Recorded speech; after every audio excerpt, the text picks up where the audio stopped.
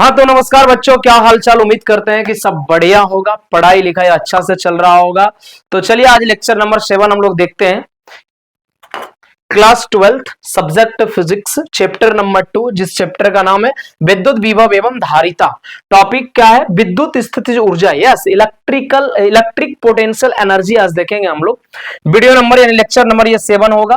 इसके अलावा आपको हैंड रिटन नोट्स चाहिए तो व्हाट्सअप आप करेंगे 8733912347 पे, और आप बताएंगे कि आपको कौन से चैप्टर का नोट्स चाहिए, किस क्लास के लिए, तो आपको व्हाट्सएप पे प्रोवाइड करा दिया जाएगा। तो चलिए आज का वीडियो शुरुआत करें। इससे पहले मैं आपके जुनून और जज्बे का सलाम करना चाहता हूं, आपको शुक्रिया अदा करना चाहता हूं कि आप लगातार वीडियो को वॉच कर रहे हैं और अच्छा रिस्पॉन्स दे रहे हैं, वीडियो शेयर कर रहे हैं, कमेंट कर रहे हैं और लाइक भी कर रहे हैं। तो चलिए आज भी ऊपर वाले के नाम लेकर के वीडियो को लाइक करिए, साझा करिए दूसरे के साथ। और चलिए शुरुआत करते हैं। आज हम लोग पढ़ेंगे विद्युत स्थितिज ऊर्जा। शुरू करें, आ जाइए। क्या है टॉपिक आज हम लोगों का? आज का टॉपिक है विद्युत स्थितिज ऊर्जा पढ़ना है। क्या पढ़ना है? विद्युत स्थितिज, विद्युत स्थितिज ऊर्जा के बारे में पढ़ना, राइट। चलिए इसको पहले समझते हैं हम लोग आराम से, और उसके बाद हम लोग फिर इसको एक्सप्लेन करेंगे, राइट। सॉरी, तब इसको हम लोग डिराइव करेंगे। इसको बोलते हैं अंग्रेजी में इलेक्ट्रिकल पोटेंशियल एनर्जी। ठीक है, लिख दो, क्या लिख देता हूं, इलेक्ट्रिकल पोटेंशियल एनर्जी। एनर्जी, ठीक है, इलेक्ट्रिकल पोटेंशियल एनर्जी समझते हैं। अगर मैं आपसे एक बात पूछूं कि एक आवेश है हमारे पास, चलिए कुछ चीजों को समझने से समझ में आती है, विस्तृत करने से समझ में आती है। मान लिया जाए आपके पास एक चार्ज है Q यहां पे, ठीक है। तो इसके वजह से क्या होती है? इसके वजह से इसके चारों तरफ विद्युत क्षेत्र होता है, आप कह सकते हो कि विभव भी होता है। लेकिन आप एक बात बताओ कि इस आवेश को अभी कोई काम करना पड़ रहा है क्या? अभी अगर एक और चार्ज की मैं कल्पना करूं, जो कि चार्ज हमारा वो कहां है, अनंत पे है, इधर कहीं है। मान लिया जाए कि यहां पर एक चार्ज है, मैं इसको अगर Q1 नाम दे दूं, क्या नाम दे दूं इसका? मैं Q1 नाम दे दूं मैं इसका, और जिस चार्ज की मैं अभी बात कर रहा हूं इसका नाम मैं Q2 दे दूं। तो बताइए कि Q1 को अभी कोई कार्य करना पड़ रहा है क्या? Q1 अभी कुछ कर रहा है क्या? नहीं कर रहा। अभी एक हमारा चार्ज का अनंत पे है, मैं इसको बोल देता हूं इन्फिनाइट पे है, यानी कि अनंत पे है। जब ये चार्ज अनंत पे है तो इस पर तो अभी कोई इफेक्ट नहीं पड़ रहा है, ये कुछ कार्य नहीं कर रहा है, ये भी कुछ कार्य नहीं कर रहा, ठीक है। यानी इसका अभी कार्य अगर देखें, इसका अगर मैं W की बात करूं तो इसका W अभी 0 है, ठीक है। माने इसका कार्य जो, इसका जो वर्क है वो क्या है, 0 है। एक बात बताओ, अगर मैं आपसे एक सवाल करूं कि आपके पास जो ये चार्ज है, इससे आप ना मुझे बताओ कि इतना R दूरी पर बता सकते हो कितना विभव होगा? मैं दूरी दे दिया R, आप बता सकते हो कि यहाँ पे विभव का मान कितना होगा? आप बोलोगे ऑफ कोर्स विभव तो बता ही सकता हूं, प्लस Q1 के वजह से जो विभव होगी वो विभव होगा K Q1 बटे R। मैं बोलूंगा एब्सोल्युटली राइट। किसके वजह से? 1 के वजह से विभव होगा, क्योंकि हम सभी लोगों ने पढ़ा है कि एक बिंदु आवेश है, और बिंदु आवेश से अगर R दूरी पर हमें विभव पता लगाना है तो सूत्र क्या हमने बताया था? V1 बराबर K Q1 बटा R, ठीक है। लेकिन क्या हो अगर इस चार्ज को, जो कि इन्फिनाइट पे अभी है, इस चार्ज को अपन लाने की कोशिश करें। कहां लाने की कोशिश करें सर? ये लाने की कोशिश करते हैं हम बिंदु यहां तक लाने की कोशिश करते हैं, इस पॉइंट तक। तो इस चार्ज को अगर हम लाने की कोशिश करेंगे कि ये चार्ज यहां तक आ रहा है, तो आप खुद मुझे बताओ कि यहां पे क्या घटना घटित होने वाला है। देखिए, समझिएगा।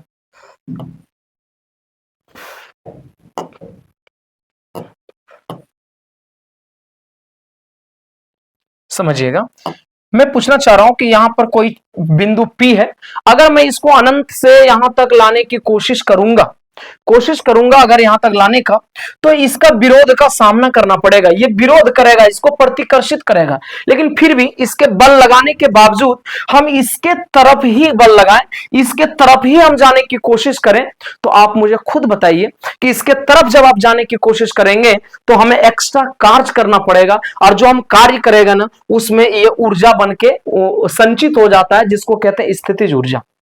मैं एक बार फिर से इस बात को बताता हूं, एक आवेश हमारे पास है Q1, ठीक है, अगर इससे r दूरी, अनंत दूरी पर कोई चार्ज रखा है तो उसके वजह से कोई भी कार्य हमें नहीं करना पड़ता है, ठीक है, लेकिन इस आवेश को अगर हम इसके विद्युत क्षेत्र में लाएंगे तो ये क्या करेगा, उस पर प्रतिकर्षण बल लगाएगा, और हम क्या करेंगे, इसका अपोजिट डायरेक्शन में धक्का देंगे, तो हम जो इसको धक्का देंगे, हम जो बल लगाएंगे, वो जो मैंने ऊर्जा लगाया, वो ऊर्जा किसमें संचित हो गया, किसमें जमा हो गया, Q2 और Q1 के बीच में जमा हो गया, जिसको हम कहते हैं स्थितिज ऊर्जा। जरा आपकी अनुमति हो तो मैं ये बात यहां पे नोट डाउन कर दूं। जब किसी परीक्षण आवेश को, जब किसी परीक्षण आवेश को अनंत से, कहां से, अनंत से विद्युत क्षेत्र तक, कहां तक, विद्युत क्षेत्र तक लाया जाता है, लाया जाता है, तो विद्युत बल के विरुद्ध, विद्युत बल के विरुद्ध, विद्युत बल के विरुद्ध कार्य करना पड़ता है, विद्युत बल के विरुद्ध कार्य करना पड़ता है, जो आवेश के निकायों में, जो आवेश के निकाय में संचित हो जाता है, जो आवेश के निकाय में क्या हो जाता है, निकाय में संचित हो जाता है, संचित माने जमा हो जाता है, संचित हो जाता है, जिसे, जो जमा हो गया, जिसे विद्युत स्थितिज ऊर्जा कहते हैं। क्या कहते हैं, विद्युत स्थितिज ऊर्जा कहते हैं, विद्युत स्थितिज ऊर्जा कहते हैं, ठीक है। ये बात समझ में आया कि किसी भी आवेश को अनंत से जब हम विद्युत क्षेत्र तक लाने की कोशिश करते हैं तो हमें विद्युत बल के विरुद्ध में काम करना पड़ता है, और जितना हम काम करते हैं वो उस आवेश में जाकर के जमा हो जाता है, जिसको हम स्थितिज ऊर्जा के नाम से जानने लगते हैं। चलिए अगर हम बात करें कि बताइए Q1 के कारण, Q1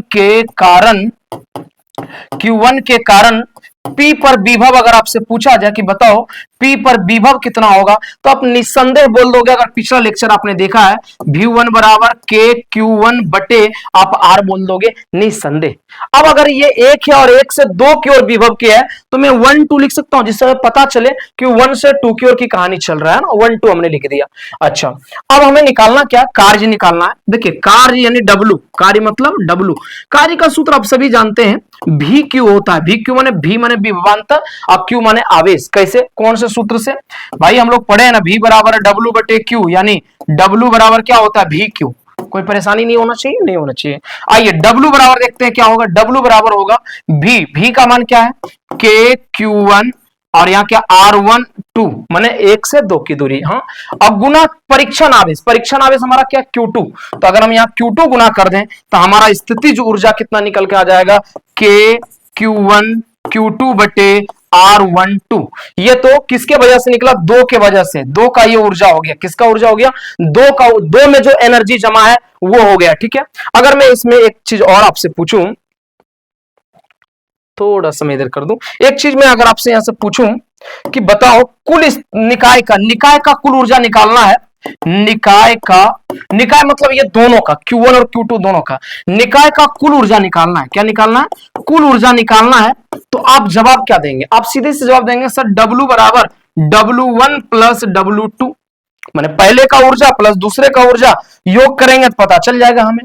जैसा कि मैंने आपको बताया कि पहले का एनर्जी जीरो होता है, क्यों इसलिए जीरो होता है क्योंकि जो सामने वाला आवेश है वो कहां, उससे अनंत दूरी पर है ना।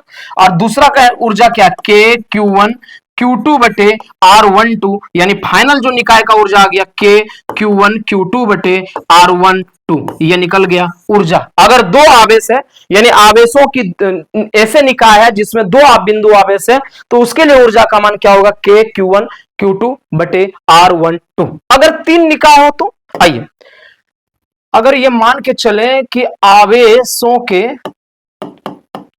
तीन आवेशों का निकाय हुआ, इसे लिखते हैं।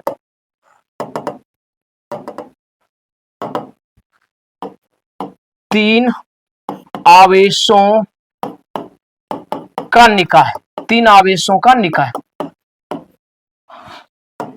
तीन आवेशों का अगर निकाय हो तब क्या होगा, जरा ध्यान देते हैं, है ना। तीन आवेशों का हम क्या करेंगे, अब निकाय को कंसीडर करेंगे। ठीक, आइए ध्यान दीजिएगा। मान लीजिए कि यहां पर एक चार्ज आपके पास है, बिंदु ए मान लेते हैं, यहां पे चार्ज आपके पास Q1 है। ठीक है, ठीक बात। एक अनंत से हमने चार्ज को लाया है, बिंदु बी पे अनंत से हमने लाया है Q2 चार्ज को। कहां से लाया भाई साहब, इसको कहां से लाया हमने, इसको हमने लाया है अनंत से। कहां से लाया, इसको अनंत से लाया, इन्फिनाइट से लाया। ठीक है, अगर मैं पूछूं कि इसके बीच की जो दूरी होगी इसको आप क्या मानोगे, तो आप बोलोगे सर R12। ठीक बात।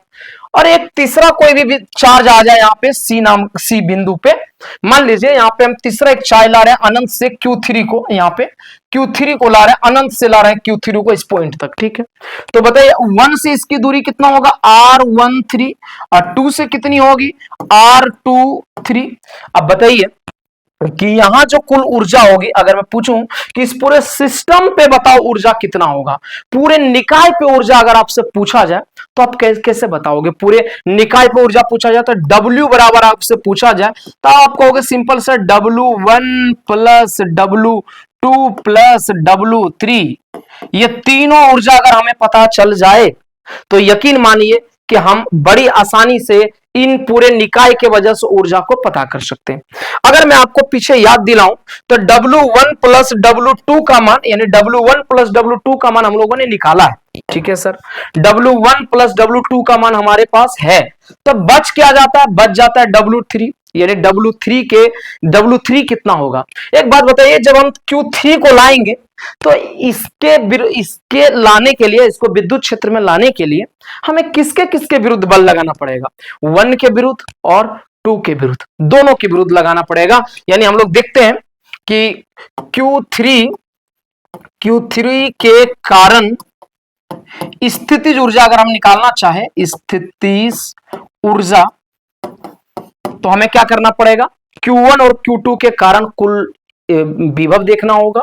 यहां पे लिखते हैं Q1 प्लस Q2 के कारण कुल विभव अगर देखना पड़े कि कुल कितना विभव है तो क्या बताएंगे, V बराबर निकलेगा, क्या सूत्र होता है आप लोग पढ़े होंगे, KQ1 बटे R1 प्लस KQ2 बटे R2। यही तो होता है, जो इसके कारण विभव है और जो इसके कारण विभव उसको जोड़ दो। ठीक है, चलिए अब इसका कार्य निकालते हैं। W3 क्या होगा, सिंपल सी V इंटू क्या होगा Q3, क्योंकि W का ये सूत्र होता है। ठीक है, तो W बराबर क्या हो जाएगा, V का मान कितना है, KQ1 बटे R1 प्लस KQ2 बटे R2, अब मल्टीप्लाई क्या हो जाएगा Q3, तो W3 कितना आ जाएगा सर, K कॉमन अगर ले भी लें तो अंदर में क्या बच जाएगा, Q1 Q3।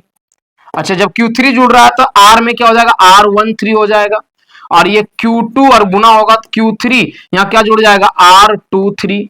यानी कि हमारे पास तीनों कार्य का मान है। अगर हम टोटल कार्य समीकरण 1 से चलें, टोटल अगर हमें कार्य निकालना पड़ा समीकरण 1 से, तो W बराबर क्या कर रहा है, W1 प्लस W2, इसका मान ऑलरेडी हम लोग जानते हैं, क्या जानते हैं, KQ1 Q2 बटे R12, इसका मान जानते हैं, ये दोनों का मान। ठीक है, W3 का मान यहां से पुट करते हैं। ठीक है, क्या है W3 का मान, K गुना कर दो KQ1 Q3 बटे R13 प्लस इसको भी गुना कर दो कैसे, KQ2 Q3, अब बटे में क्या है R23, ये निकल गया कुल ऊर्जा। अगर एक मिनट के लिए अगर आपसे पूछ डाले क्वेश्चन में कि नहीं दो नहीं हम n लेंगे, n के लिए निकालने के लिए कह दिया जाए, तो यही सूत्र जानते हो क्या बन जाता है, n के लिए निकालना है तो तब W बराबर बन जाता है ऐसे, तब W बराबर आप लिख सकते हो, K का K लिख देते हैं। ठीक है, K तो कुछ किया नहीं, K का K लिख देते हैं,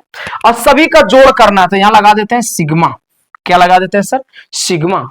एक Q1 जो देख रहे हैं ना, Q1 ऐसे, Q1 Q2 ऐसे करके देख रहे हैं, जो एक को मान लेते हैं QI, ठीक है, और एक में सिग्मा लगा के लिख देते हैं QJ, क्योंकि डबल Q है। देखिए इसमें भी डबल क्यू है, Q1 Q2, इसमें भी Q1 Q3 Q2 Q3, मतलब डबल क्यू है। तो एक क्यू को आई मान लिया और एक क्यू को जे मान लिया। अगर यहां बोले तो आई बराबर एक से कहां तक, एन तक, एक से शुरू हो सकता है एन तक जा सकता है। और इसमें जे बराबर भी एक से शुरू हो सकता है और कहां तक जा सकता है, एन तक। लेकिन आई और जे कभी बराबर नहीं होगा क्योंकि एक ही चार्ज कैसे दो करेगा ना। और इसके बटे में क्या लिख सकते हैं, आर आई जे ना, 1 2 1 3 2 3 आई जे लिख दिए, कोई परेशानी। इसी बात को अगर अलग अलग लिखोगे तो के, इसको रहने दो, ये हो जाएगा क्यू आई और ये हो गया क्या, आई बराबर 1 2 n। इसको देखो तो ये विभव है, क्या है, विभव है, इसको हम विभव बोलते हैं, तो इसको भी आई भी लिख सकते हो। और एक चीज और, इसमें ना 1/2 गुना किया जाता आगे। अब आपके मन में एक सवाल आएगा कि आगे 1/1, और ये मिस्टेक कर रहा मैं, थोड़ा देखिएगा, यहाँ पे गड़बड़ कर दिया मैं। क्या गड़बड़ कर दिया, देखिएगा ध्यान से जरा, मैंने गड़बड़ कर रखा है। तो इसको ना अलग अलग करके लिखते हैं, ठीक है। W बराबर, इसको अलग कर लेते हैं, sigma I is equal to 1, ठीक है, I इज इक्वल टू 1, कहां तक, n तक, क्या है भाई, क्यू आई है। ये k को इसके साथ गुना करते, ठीक है, k को इसके साथ, तो आ जाएगा k sigma j equal to 1 to n, और ये कहां क्या है, क्यू जे है ना, इसको ठीक से लिखते हैं, क्यू जे बटा आर आई। इस चीज को तुम देखोगे ना, ये चीज तुम्हारा विभव का सूत्र है, किसका सूत्र है, विभव का। तो मैं क्या लिख सकता हूं, W बराबर सिग्मा I बराबर 1 से कहां तक, n तक, और ये क्या है, क्यू आई है, इधर से क्या मिलेगा, भी आई। लेकिन जानते हैं एक बात बताया जाता है कि आगे 1/2 लगता है। क्यों लगता है आगे 1/2, इसलिए लगता है कि मान लिया जाए आई और जे का मान, आई का मान मान लो 2 है और जे का मान 3 है, और फिर से अगर मान लो जे 2 ले लिया और आई 3 ले लिया, तो एक ही कॉम्बिनेशन 2 बार आ जाएगा। तो 2 बार आ जाएगा, इसीलिए 2 से डिवाइड करता ताकि ये बैलेंस बना रहे। तो ये हो गया स्थितिज ऊर्जा, किसके वजह से, अलग अलग चार्ज, अलग अलग निकायों के वजह से अगर स्थितिज ऊर्जा निकालना है तो इस सूत्र का हम इस्तेमाल करेंगे। तो ये रहा हमारा आवेश के निकायों के लिए स्थितिज ऊर्जा का डेरिवेशन। अब वीडियो को पीछे करके एक बार पुनः देख लीजिए, आपको समझ में आ जाएगा। नहीं आता है तो आप कमेंट करिएगा, मैं अवश्य इसको पुनः बताऊंगा। बहुत बहुत धन्यवाद, फिर मिलेंगे हम आपसे अगले वीडियो में।